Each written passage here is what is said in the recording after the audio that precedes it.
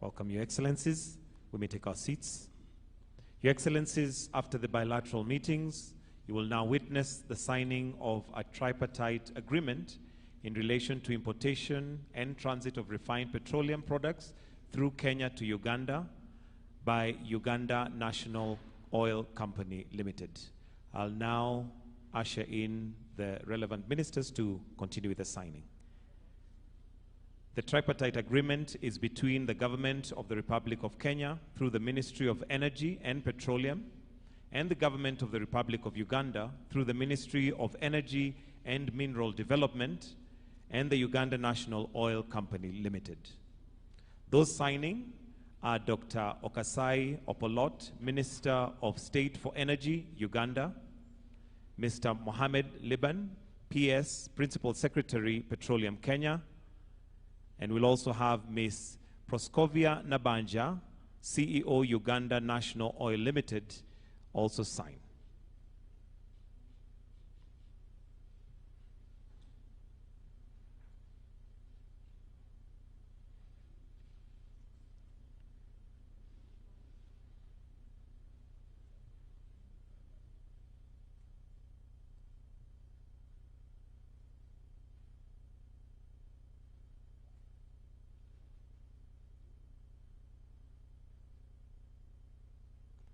We'll also invite Ms. Proskovia Nabanja to sign, as it's a tripartite agreement.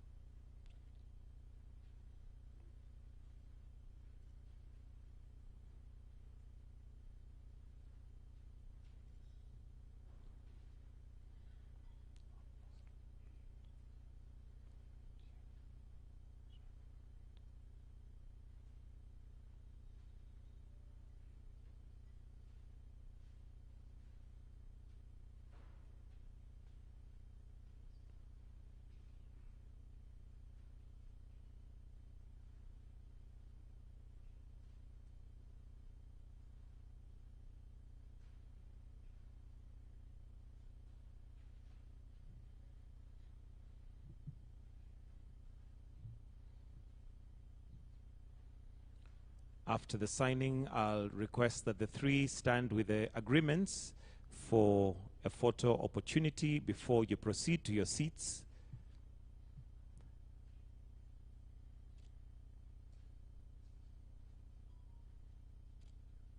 We can clap for them, or for us. And after that, I'll request that you kindly take your seats.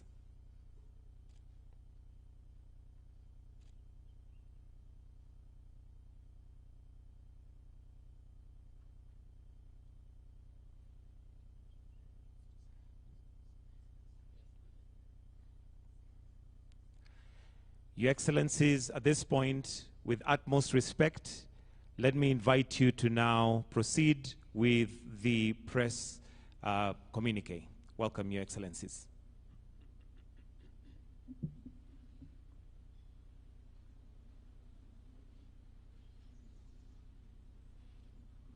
At my invitation, His Excellency President Yoweri Museveni honored us by undertaking a state visit to Kenya. His visit underscores the profound significance we, as leaders, attach to the bilateral relations between Kenya and Uganda, and to our shared commitment to further develop and grow our relations. Kenya and Uganda are firmly united by relations deeply rooted in shared history, culture, and aspirations for regional peace and prosperity. We recognize the importance of maintaining strong bilateral relations and are committed to expanding them for the mutual benefits of our two nations and our two people. I join His Excellency President Museveni in appreciating the significant outcome of the second session of the Joint Ministerial Committee held from May 12th to May 14, 2024 in Kampala, Uganda, which culminated in the signing of 7 instruments of cooperation between our two countries. Consequently, We now have a memorandum of understanding to anchor cooperation between our foreign services institutions, which ensure knowledge exchange and harmonization of structures and content of diplomatic training. We also have MOUs on cooperation of public service and development, whose objective is to enhance service delivery by our two public service institutions. In addition to this, an MOU to facilitate cooperation in youth affairs has been signed, which enables us to optimize the capabilities of our youthful democratic groups by obliging the two countries to implement innovative national policies and programs relevant to young people.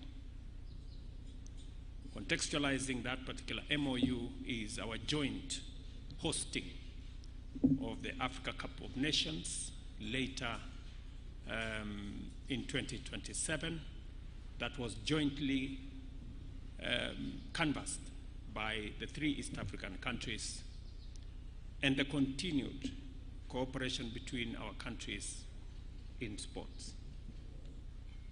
Further, the JMC witnessed the signing of an MOU on cooperation in sports, demonstrating the seriousness we both attach to sports promotion and development in the mobilization of investment that unlocks the potential of the sports sector.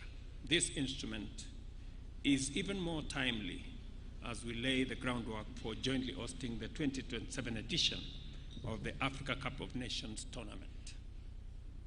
Additionally, we have an instrument to guide our strategic cooperation in education, training, and science, as well as MOU in small and medium-sized enterprises and gender equality and women's empowerment. Finally, as we have witnessed, the tripartite agreement on the importation and transit of refined petroleum products through Kenya to Uganda, whose signing we've just witnessed, enables Uganda National Oil Company Limited to import refined product commodities directly from producers in different jurisdictions, thus bringing to an end the challenges faced by the sector in Uganda. We will continuously provide support to make sure that this new agreement is implemented, is functioning, and is mutually beneficial. It is in our place as Kenya to support Uganda to achieve its aspirations when Kenya is called upon. We are confident that these instruments will consolidate our strong relations and anchor it on a transformative trajectory. As leaders, we are committed to implementing all our obligations in order to reap their full benefits. Let me also confirm that we have agreed in the joint communique that's going to be issued later on making sure that trade between our two countries is unimpeded either by tariff or non-tariff barriers or levies that are arbitrarily levied. We've agreed that the common principle will be the full implementation of the EAC customs and other infrastructure that support trade between East African countries. And therefore, all the issues around rice and juice and furniture and eggs and chicken and sugar and all the other issues are now resolved. We have also agreed that we will now explore jointly the extension of the pipeline from Eldoret to Kampala that will form the conversation in the next joint ministerial committee. We have also agreed to synergize matters on environment to see how we can build our restoration of degraded wetlands and fragile ecosystems, including our water towers that is currently being undertaken in Kenya, including the planting of 15 billion trees, to see how that can be synergized with what is going, the environmental program that is going on in Uganda, understanding and realizing that climate change has no boundaries. We have also agreed jointly on matters of peace, security, and stability in our region, and we hold common position on what should happen in Eastern DRC, in South Sudan, in the Sudan, in Somalia, and in our region in general.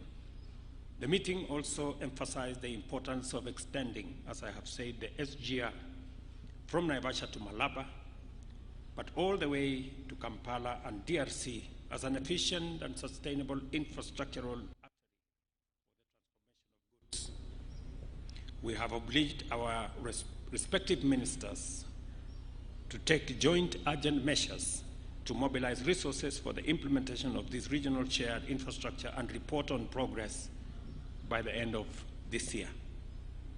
As pertains our regional agenda, President Museveni and I appreciated the benefits and power of our close coordination with respect to the East African Community, Intergovernmental Authority on Development, and the Africa Union and other regional organizations, which we recognize as the building blocks for the greater integration of our countries at the continental and international level.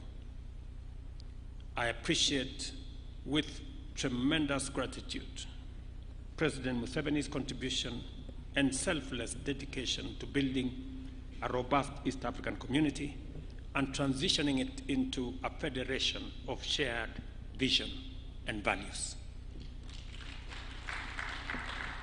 I have also expressed to His Excellency the people and the government of Uganda the appreciation of Kenyans from all walks of life for Uganda's endorsement of the Kenyan candidate for the position of Africa Union Commission chairperson, and assured him of our full confidence that our candidate will deliver effective leadership at the Commission. We also shared our concern about the threat of terrorism and insecurity in our region and affirmed our commitment to strengthening regional peace and security approaches and programs. Kenya will continue to consult and work closely with Uganda in addressing security challenges in our sub-region, including in the Sudan, South Sudan, Somalia, DRC, and elsewhere. During my meeting with President Museveni, we expressed concern on the drawdown of ATMIS in Somalia, and we urged that the timelines for the drawdown align with the security conditions on the ground in Somalia, not just the calendar that has been laid out. Before I conclude, let me reiterate that President Museveni's visit underscores the enduring bonds of friendship and partnership for peace and development between Kenya and Uganda.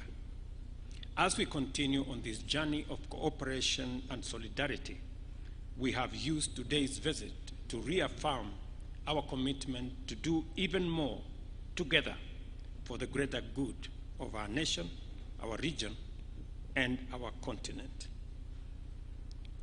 We have also agreed on the border issues that have been of concern to border communities, and shortly we will be visiting those regions with a view to bringing the communities together. I take this opportunity to assure Your Excellency of my personal support and commitment of the Republic of Kenya to work with you and the government of Uganda in furthering our bilateral agenda and mutual interest of our people. Finally, I wish you, Your Excellency, and the great people of Uganda our best wishes for prosperity in Uganda and in our region. Asante sana, mzee, karibu.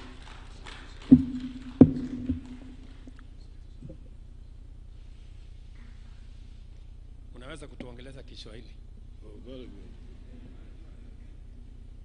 Your Excellency, President Ruto, and all the dignitaries who are here, as you heard, His Excellency summarized what we have agreed, the agreements, the protocols. I don't want to repeat those. The only issue is for me to point out that all that is guided by the historical missions which the Africans have finally crystallized. More than 60 years ago, when we got independence, we did not harmonize properly on the historical mission beyond liberation. There was talk that time of uhuru na umoja, but it was not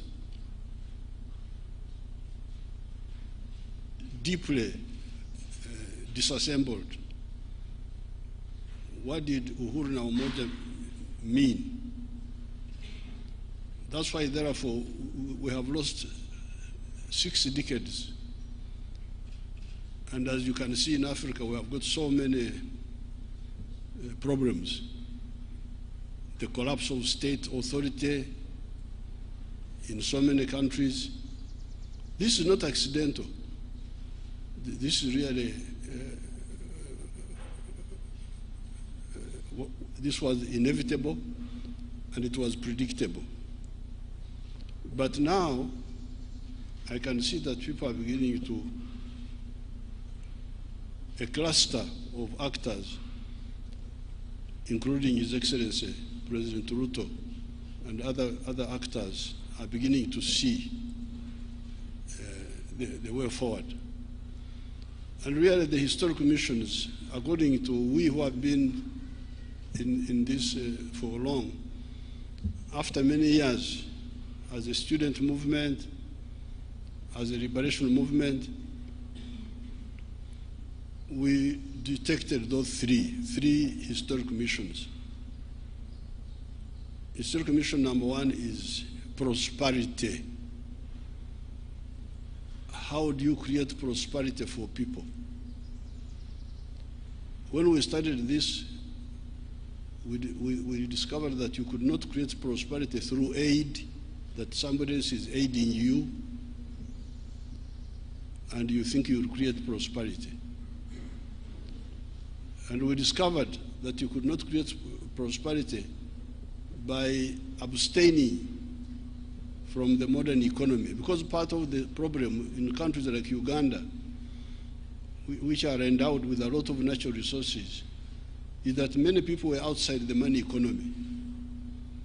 I was telling His Excellency that even as recently as 2013, 68% of the Ugandans were outside the money economy, in what they call subsistence economy, just growing food, eating and drinking alcohol, no earning money. And the danger is that the richer the countries are in natural resources, like for instance, Congo, DRC, the richer it is in natural resources, the bigger the danger that one is of people just staying in the forest, eating honey and monkeys and so on, and they are not bothered. So, in our analysis, we said no, we must create prosperity in the modern way by everybody joining the money economy. And when you join the money economy, you produce a good or a service which you sell. And if you sell it persistently, you will get prosperity. Now, if that is the case, then it raised another question. who buys what you produce? Do you have got enough buyers? This is how the question of the soko comes in. Nani atanunua bidhaa zako kwa wingi na kwa muda mrefu na kwa hakika? So that's why, therefore, the Africans, you can go and check, the Africans having slept from 1958, 1955, 1957, when Ghana got independence, 1980, when they met in the Lagos, what they call Lagos Plan of Action, they identified this. They said Africa needs to organize the market of Africa to integrate it. The fragmented market of Africa will not help us. That's how they evolved. In 1980, you can see almost more than 20 years since independence. This was the first time they started talking about the economic integration as a stimulus for creating prosperity. So therefore, when His Excellency invites me here, and we meet here, and all these agreements we have agreed, they are consolidating that point of ensuring the prosperity of our people by assuring them of a reliable, big market.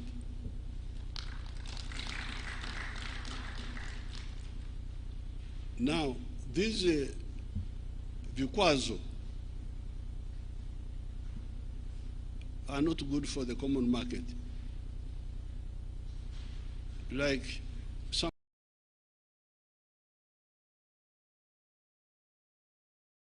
was telling me to stop the rice from Tanzania. Why? Because I have got some inefficient rice growers in Uganda. Therefore, the answer is nikatai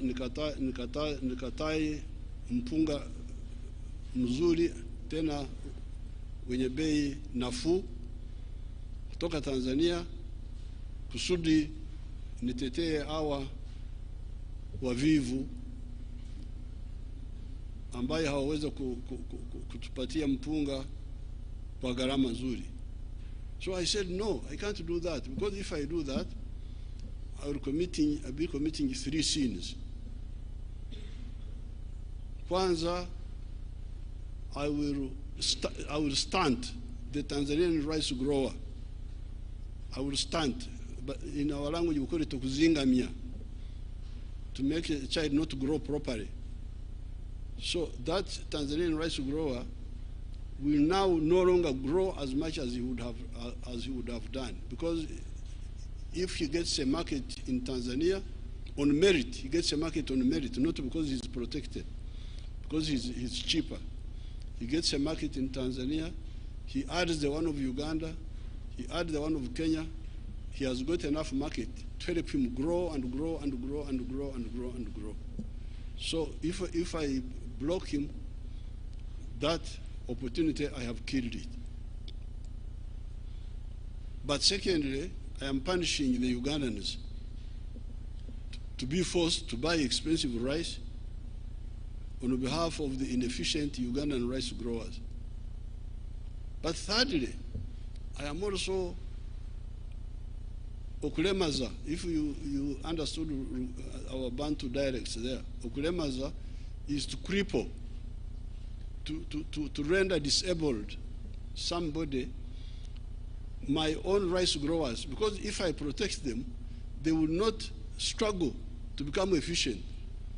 They will just rely on my protection and continue being inefficient. So na wao nitawaua kwa kuwabembeleza na kuwapa soko ya bandia, give them market when in fact they don't deserve to be in the market. So when a child is growing up, in our tribes there, and the child is beginning to stand up. They stand up and fall down. So in our tribes there, in Baganda say, Bagamba Watia Baganda, Tengerera, Tengerera, Tengerera. The child is standing and falling. You encourage him to stand up. You don't say fall down and stay there. I don't know how the Waswahili and our Kikuyu here say that. When the child is young and trying to stand up, you say you encourage him to continue standing. You pray standing. So I don't want to mislead my inefficient. For instance, the sugar growers in Uganda, they are inefficient because they are growing sugar on a high altitude. Uganda is a high altitude. It is more than 1,000 meters above the sea. And apparently, sugar cane does not yield much sugar when it is in a high altitude. It yields sugar better when it is near the ocean. I hear they recover only 8% of the sugar cane, while these other ones can go up to 14, 15, I don't know what, Brazil, you can check. So we should tell our sugar people to shift. There's another part of Uganda where they can produce sugar better, which can give a higher yield.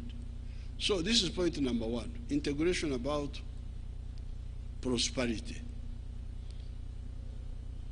You can have a rich part of the world which is poor because it is badly organized. Latin America. Latin America, those countries of Latin America, they have got more natural resources than the United States of America. They have more forests, bigger rivers, the Amazon, more minerals. But why are they miserable? Because they are so badly organized that you can't succeed in the business. You are in a small country, El Salvador, Nicaragua, Honduras, 3 million people, Haiti, I don't know what. They are rich in presidents, rich in ministers, rich in ambassadors, but poor in everything else. In the United States, North America, there are only 3 countries there: Canada, United States, and Mexico. The whole continent, only 3 countries. Latin America, I don't know how many they are with the Caribbean. They are as rich in countries as us. Even here, we are rich in countries. The Republic of this, Republic of that, but poor in everything else. So, this integration is to fight the battle of prosperity. You should understand this. Because if somebody is efficiently producing something, and we support him, he will grow and grow and grow and grow and grow. And another one from Uganda will also grow in something else. Another one from Tanzania. Through, they used to call it, I don't know whether they are still teaching it in the universities. It was called comparative advantages. It was being taught in the universities. I don't know whether they are still teaching it. That we specialize according to comparative advantages. But they just talk about it in the classroom and it ends there. So this is number one. And that's why we support COMESA, which was a building block to the African continental market. But now, you can have economic prosperity, but you remain weak. When Hitler overran Europe, some of those countries were developed. Belgium, Denmark, even France was developed, but it was overrun by Hitler. So, apart from prosperity, there is the issue of strategic security. How can Africa be strategically secure? How can we be strategically secure? Now we are here Some people have gone to the moon. Here, we are here on Earth here. Some people are on the moon, they are looking at us. Like insects, like when you are looking at, there are these insects which eat sugar. You are just looking at them. They don't know that you are looking at them. Anytime you can spray them with the insecticide and they die, they don't even know. It's a good thing, it is also a good thing to be ignorant. Because when you are ignorant, you are not worried. You can die comfortably. But how can we have this imbalance? The Americans have gone to the moon. The Russians went there. The Chinese have gone. The Indians have gone recently. We are the only ones here now.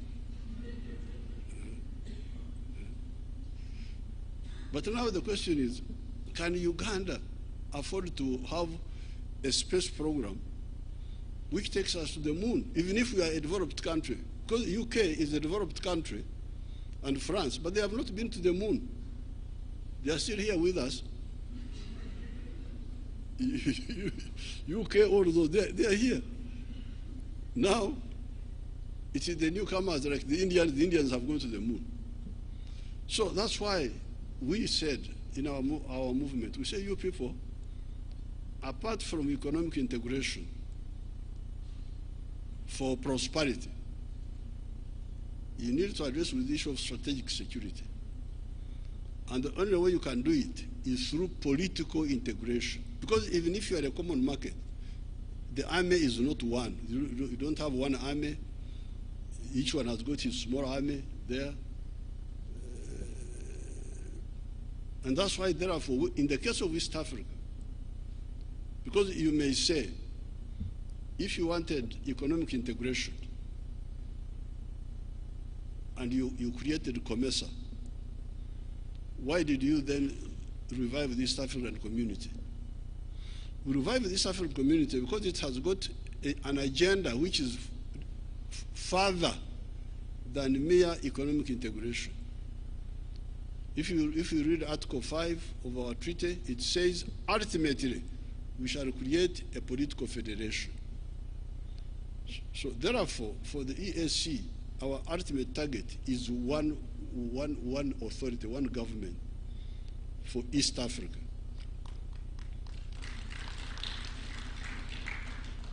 And the logic for it is that while you may handle economic prosperity with just mere economic integration, which is also not easy, because when you are different countries, you can see how long it takes. It would be, even for economic integration, it would be better if we were one country. But at least you can try. But with strategic security, you cannot handle it by merely being in an economic community. The only way you can do it is through political integration. Now, this is where so this is the second mission, political integration, historical mission, on top of the one of prosperity. Then, and in order to support the number two, there's the question of undugu. These people we want to create prosperity for. These people want to create strategic security for. Who are they? Ni wale watu wamoja. Waganda, Wasamia, wa Uganda na wa Kenya, Wateso, Waluya, unakwenda mbale wanawaita Bagisu, unakuja Cheptais wanawaita Wapukusu, then you go to the Sabine. Mzee used to like to go to Sabine very much because he knew why he was going there. Because the Sabine, wanasema Takwenya, Subata Kwenya, they are the Karenjin of Uganda, the Karamojong, and the Turkanas who are stealing cows, It's part of the Undugu, steal from one another, but they speak the same language. All these Africans, the Ruos, these Ruos of Kisumu, they come from South Sudan, through northern Uganda. Jaramogi, if you go to Amuru district, you will find the Ramogi clan there, the one of His Excellency Raila Odinga. They are there. Then my group, when I go to Kisii, I find children there, they call Kwambuka. Kwambuka, what is Kwambuka here? Kwambuka is exactly what it means in my language. The other day I saw a boy who came with Her Excellency, the Chargé d'Affaires, from Giriama, imagine Giriama, near the ocean. The boy is called Karisa. I said, what is Karisa in your language? It means exactly what it means in my language. So, these people, we are begging, please, you people, work for your prosperity.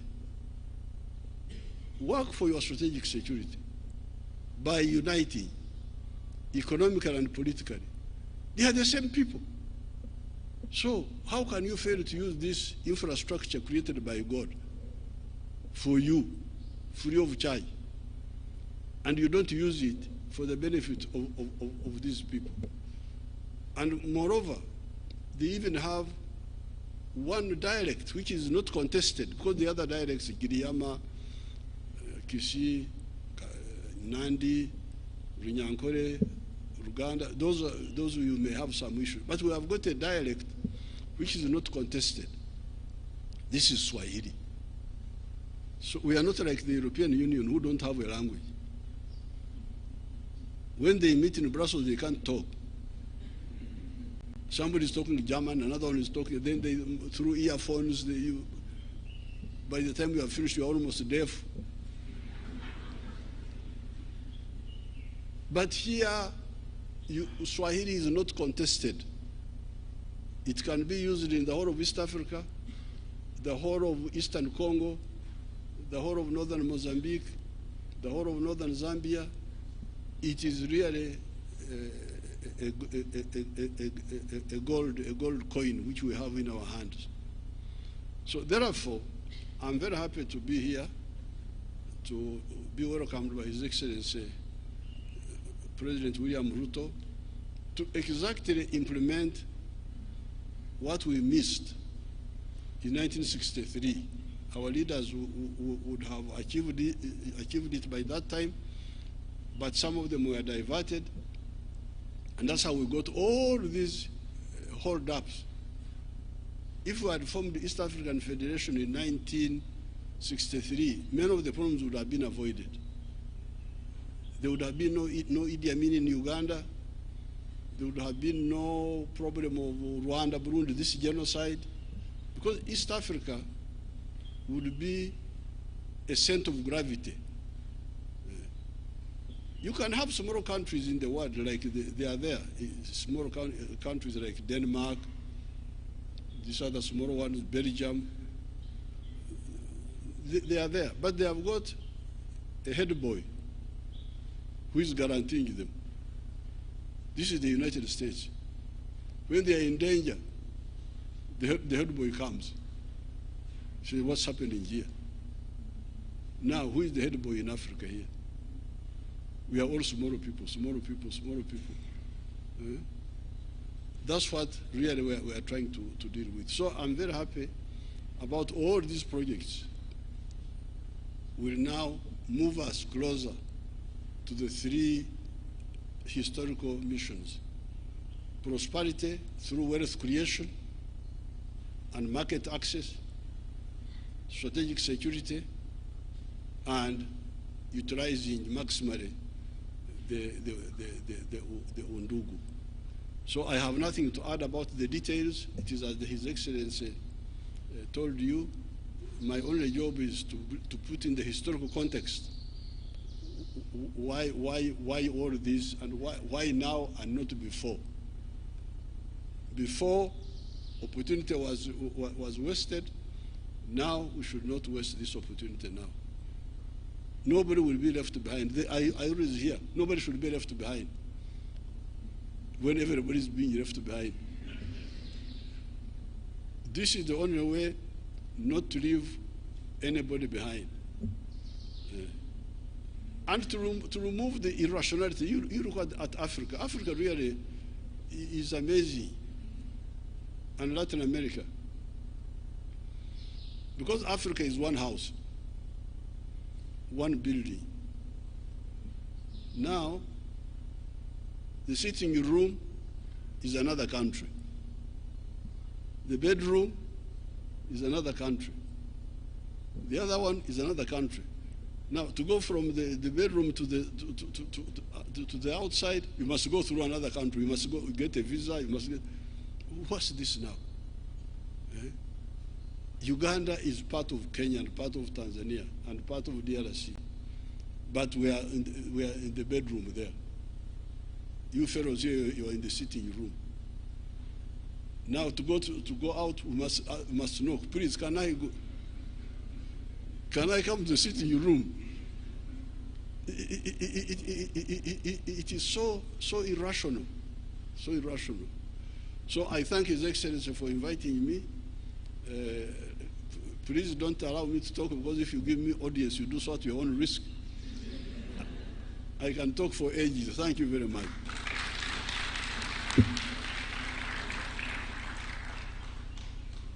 Thank you very much, Your Excellency. And as I said, we always are amazed and thrilled by your wealth of knowledge on many aspects.